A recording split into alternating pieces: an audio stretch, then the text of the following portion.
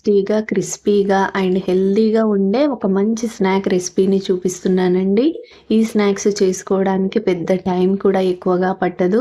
చాలా త్వరగా చేసేయొచ్చు. పిల్లలు ఏదైనా తినడానికి కావాలని అడిగినప్పుడు వెంటనే కూడా ఇలా చేసి పెట్టొచ్చు. అంతేకాదండి ఈ స్నాక్స్ 1 వీక్ వరకి స్టోర్ చేసుకొని పిల్లల్ని అడిగినప్పుడల్లా కూడా ఇవ్వచ్చు. చాలా చాలా బావుంటాయి. హెల్తీగా కూడా ఉంటుంది ఈ స్నాక్స్. మరి టేస్టీ అయిన స్నాక్స్ ఎలా చేసుకోవాలో వీడియోలోకి వెళ్ళి చూసేద్దాం రండి. ఇక్కడ